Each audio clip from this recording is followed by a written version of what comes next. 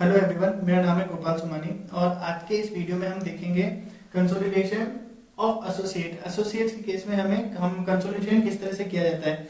तो जो मैंने पहला वीडियो डाला था जिसमें मैंने आपको बेसिक कंसेप्ट कंसोलिडेशन के बताए थे, तो उस टाइम मैंने बताया था कि होल्डिंग सब्सिडियरी का मतलब क्या होता है, एसोसिएट्स का मतलब क्या होता है। ठीक है, तो वो आपने देख लिया होगा, तो एक बार आपको समझ में आ गया होगा, बट एक बार शॉर्ट में बता देता हूँ एसोसिएट का मतलब क्या होता है। तो एक एग्जाम्पल से समझते हैं। ए लिमिटेड है, बी लिमिटेड है। ए लिमिटेड के पास है बी लिमिटेड के मोर देन 20% शेयर। देखो, एसोसिएट के केस में एक इंपॉर्टेंट टर्म होती है सिग्निफिकेंट इन्फ्लुएंस।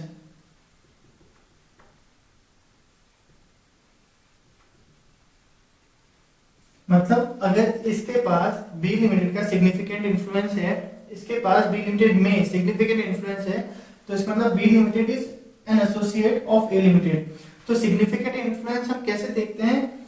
अगर ए लिमिटेड के पास टोटल शेयर कैपिटल का 20% हिस्सा है, मोर देन 20% हिस्सा है, बी की टोटल शेयर कैपिटल का मोर देन 20% हिस्सा ए के पास है, तो ये मान लिया जाता है कि उसके पास सिग्निफिकेंट इन्फ्लुएंस है। सिग्निफिकेंट इन्फ्लुएंस का मतलब क्या होता है? इसके पास पावर टू पार्टिसिपेट होती है, power to participate in various decisions, policy making and all those things. तो ये 20% ज्यादा होना चाहिए, बट 50% से कम होना चाहिए। क्यों? क्योंकि अगर 50% से ज्यादा होता है तो वो रिलेशनशिप चेंज हो जाती है, फिर वो होल्डिंग सब्सिडियरी में आ जाता है। तो अगर 20% ज्यादा 50% से कम है तो वो हमारा एसोसिएट रिलेशनशिप हो जाती है। इस केस में फिर बी लिमिटेड एसोसिएट हो जाएगी ए लिमिटेड की।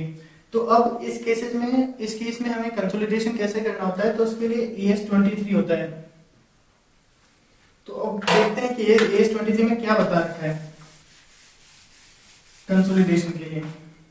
तो ES23 कहता है कि कंसोलिडेशन जो होता है वो इक्विटी मेथड के अकॉर्डिंग होगा।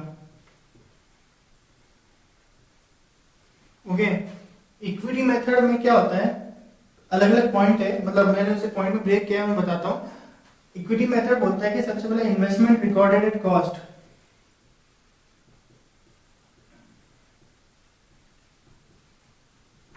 कि सबसे पहले हमें इन्वेस्टमेंट को, जो भी हमने इन्वेस्ट किया है वो कॉस्ट पे रिकॉर्ड करना है। ठीक है। सेकंड होता है आइडेंटिफाई गुडविल और कैपिटल रिजर्व।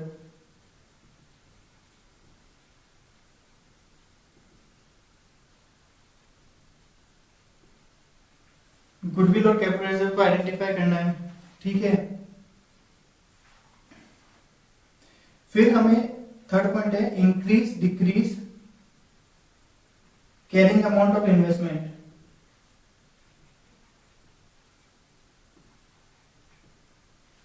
तीसरा पॉइंट बताता हूं मैं पहले, increase decrease the carrying amount of investment on the base of profit, post acquisition profit in associate based on share in post acquisition profit in associate। मतलब अगर post acquisition profit है कुछ associate का, उसमें होल्डिंग कंपनी का कितना हिस्सा है, उसके अकॉर्डिंग जो भी प्रॉफिट है तो इन्वेस्टमेंट की कॉस्ट में ऐड कर दो, अगर लॉस है तो इन्वेस्टमेंट की कॉस्ट से लेस कर दो, प्रॉफिट ऐड कर दो इन्वेस्ट कॉस्ट में और लॉस लेस कर दो। ठीक है। अगर कोई डिविडेंड है, कोई डिविडेंड होता है तो उससे रिड्यूस कर देंगे, रिड्यूस कॉस्ट ऑफ इन्वेस्टमेंट, जो भी कैरिंग कॉस्ट है इन्वेस्टमेंट की वो हम कम कर देंगे डिविडेंड के अमाउंट से। तो सबसे पहले जो भी इन्वेस्टमेंट है कॉस्ट रिकॉर्ड करो, आइडेंटिफाई करो गुडविल और कैपिटल रिजर्व। गुडविल और कैपिटल रिजर्व से हमें आइडेंटिफाई करना है। ठीक है।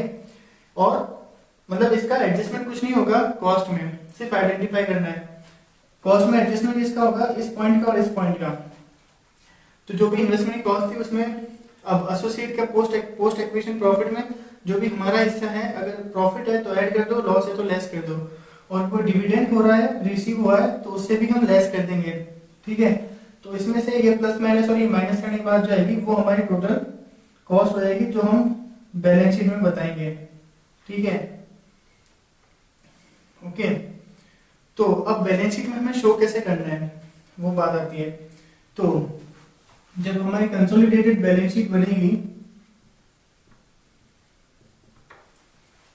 तो हम एसोसिएट की सारी एसेट और लायबिलिटी लेंगे नहीं और उसे शो नहीं करेंगे, सिर्फ हम हमारे इन्वेस्टमेंट के अमाउंट एडजस्ट करेंगे, तो दो इम्पैक्ट होगा। तो हमारा जो इन्वेस्टमेंट होगा, इन्वेस्टमेंट इन एसोसिएट, तो वो हम किस तरह से शो करेंगे। देखो ये तो हमारी कॉस्ट थी जो ऑलरेडी होल्डिंग कंपनी बुक्स में आ रही थी, ठीक है। उसके बाद हमने उसका प्रॉफिट का हिस्सा हमने ऐड किया है, ठीक है, और डिविडेंड वगैरह लेस करने के बाद ये हमारा कंसोलिडेटेड, मतलब ये हमारे वैल्यू आई है। तो ये वैल्यू हम यहाँ दिखा देंगे इन्वेस्टमेंट इन एसोसिएट एसेट साइड में, और यहाँ हमें ब्रैकेट में दिखाना है इंक्लूडिंग गुडविल और कैपिटल रिजर्व। जो भी अमाउंट है वो हमें ब्रैकेट में दिखाना है। इस तरह से हमें कंसोलिडेटेड बैलेंस शीट में शो करना है, और जो भी हमारा पीएनएल में उसका हिस्सा है एसोसिएट का, वो हमारे इधर जो एग्जिस्टिंग पीएनएल है उसमें ऐड हो जाएगा, और वो हमारा consolidated PNL as a consolidated PNL कहलाएगा। अपना खुद का होल्डिंग का खुद का प्रॉफिट प्लस एसोसिएट के प्रॉफिट में जो उसका हिस्सा है वो ऐड होकर इधर आ जाएगा। तो ये बैलेंस शीट में दो चीजें आती है, यही आती है जो चेंज होती है, बाकी होल्डिंग की बैलेंस शीट ऐसे की ऐसी आएगी। तो यहाँ मैंने एग्जांपल लिखा है, एग्जांपल से आपको ज्यादा अच्छे से क्लियर हो जाएगा, वो मैं बताता हूँ।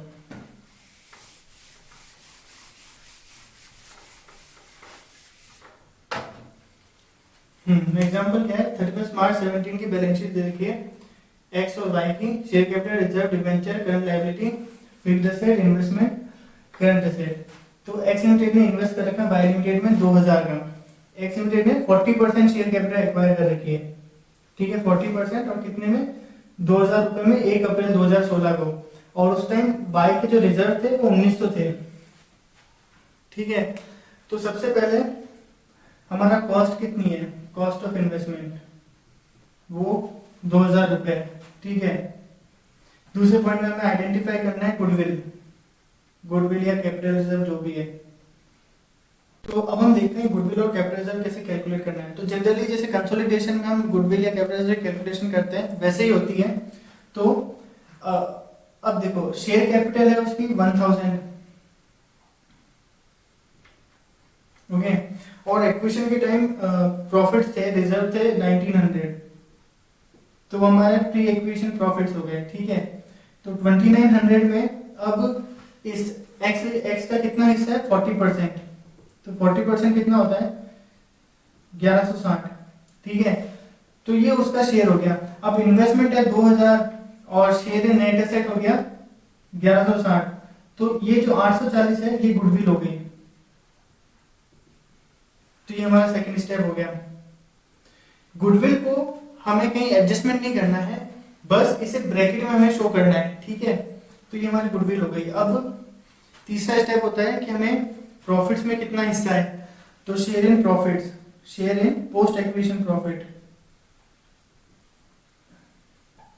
तो जब एक्वायर किया था तो 1900 थे और 31 मार्च को 2000 हो गए, तो मतलब बढ़ा कितना, 100 रुपए से हमारा रिजर्व बढ़ा है या प्रॉफिट्स बढ़े, तो हमारा पोस्ट एक्विजिशन हो गया। तो 1900 था और वो 2000 हो गया, तो हमारा 100 रुपए से बढ़ा है। अब इसमें हिस्सा कितना है इसका, एक्स का 40%, मतलब 40। तो हमने थर्ड पॉइंट में देखा था जो भी प्रॉफिट्स हो रहे हैं पोस्ट एक्विजिशन, जो भी प्रॉफिट या लॉस होते हैं, प्रॉफिट को ऐड कर देंगे कॉस्ट में और लॉस को लेस कर देंगे। तो यहाँ प्रॉफिट है तो हम इन्वेस्टमेंट कॉस्ट में ऐड कर देंगे। और लास्ट पॉइंट था हमारा कोई डिविडेंड, यहाँ डिविडेंड के बारे में कुछ दे नहीं रखा है तो उसका कुछ नहीं होगा, अगर कुछ होता तो हम लेस कर देते हैं। तो अब हमारे कॉस्ट ऑफ इन्वेस्टमेंट कितनी होगी, जो हम बैलेंस शीट में शो करेंगे, दिस प्लस दिस, और माइनस अगर कोई डिविडेंड होता तो 2000 प्लस 40। तो ये हमारी 2040 हमारा ये इन्वेस्टमेंट है जो हम वैल्यू शो करेंगे कंसोलिडेटेड बैलेंस शीट में। ये हमारी इन्वेस्टमेंट की कॉस्ट है, ठीक है। अब इसके और ये जो 40 रुपए का जो प्रॉफिट है जो हमें एसोसिएट से मिल रहा है, वो हम कंसोलिडेटेड पीएनएल में ऐड करेंगे, मतलब वो कंसोलिडेटेड पीएनएल बनाते टाइम वो शामिल हो जाएगा जब बैलेंस हम लिखेंगे बैलेंस शीट में। तो अब इसकी बैलेंस शीट कैसे बनेगी वो मैं बता देता हूँ। तो ये चीज मैं बता देता हूँ, बस ये गुडविल का अमाउंट हमें याद रखना है, 840 की गुडविल है।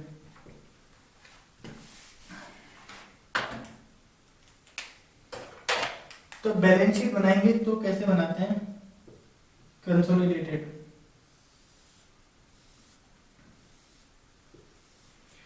तो सारे अमाउंट हमें जो भी होल्डिंग कंपनी है मतलब एक्स के ही लिखेंगे, बस कॉस्ट ऑफ इन्वेस्टमेंट चेंज हो जाएगी और इधर हमारा पीएनएल में ये एक्स्ट्रा आ जाएगा जो हमें एसोसिएट से मिल रहा है। तो फिक्स्ड एसेट होल्डिंग की लेंगे एक तरीके से 6500। इन्वेस्टमेंट, अब इन्वेस्टमेंट में कैरिंग कॉस्ट में हम प्रॉफिट और लॉस का अमाउंट एड लेस कर दो और डिविडेंड जो है लेस कर दो। तो यहाँ डिविडेंड नहीं है तो वो ऐड करना था, 2040 आया था तो 2040 यहाँ आ जाएगा। ठीक है, करंट एसेट 3500, ये सब हमें एक्स की ले रहे हैं। ओके, इधर हमारी करंट लायबिलिटी कितनी है 4550, डिवेंचर्स 2000, रिजर्व, तो रिजर्व 3450 है।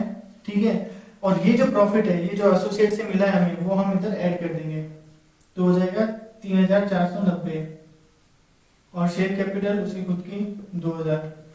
तो सारे अमाउंट जो भी होल्डिंग कंपनी है, यहाँ मैं उसको होल्डिंग ही रेफर कर रहा हूँ, ठीक है, बताने के लिए, तो उसी के रखेंगे। इन्वेस्टमेंट की कॉस्ट चेंज हो जाएगी, इधर प्रॉफिट चेंज हो जाएगा। ठीक है, बस ये दो चेंज होते हैं। और अगर कोई अनरियलाइज्ड प्रॉफिट दे रखा होगा अपने को, मतलब अगर स्टॉक वगैरह कुछ होता है इन दोनों के ट्रांजैक्शन में, स्टॉक बचा होता है, इस पर प्रॉफिट होता है, तो अनरियलाइज्ड प्रॉफिट में होल्डिंग का हिस्सा जितना होता है उसका ही एडजस्टमेंट हम करेंगे, वो हम डिडक्ट कर देंगे प्रॉफिट्स में से, तो उसका ही हिस्सा हमें डिडक्ट करना है होल्डिंग का जो भी है। ठीक है, और इस तरह से फिर हमें कंसोलिडेशन। तो मेन चीज ये इन्वेस्टमेंट। अच्छा, यहाँ पे जब इन्वेस्टमेंट दिखाएंगे तो यहाँ हमें बताना है कि इंक्लूडिंग गुडविल ऑफ कितने रुपए की थी 840। तो यहाँ हमें लिखना है, यहाँ प्रॉपर आपको इस तरह से लिखना है, investment in long term investment in associate including goodwill और कैपिटल अमाउंटिंग दिस। तो इस तरह से हमें कंसोलिडेटेड बैलेंस शीट में शो करना है। ओके, तो ये मैंने बहुत सिंपल एग्जांपल लेके आपको समझाया है ताकि एक बार आपको कंसेप्ट क्लियर हो जाए कि क्या क्या हमें एडजस्टमेंट करने हैं और किस तरह से हमें प्रेजेंट करना है। तो आप और भी प्रैक्टिस करिए क्वेश्चंस की। अगर आपको कोई भी डाउट आता है तो मुझसे पूछें और कमेंट में हमसे पूछ सकते हैं, मैं उनका रिप्लाई करूंगा। और अगर आपको ये वीडियोस पसंद आ रहे हैं तो प्लीज लाइक एंड सब्सक्राइब करें। Thank you.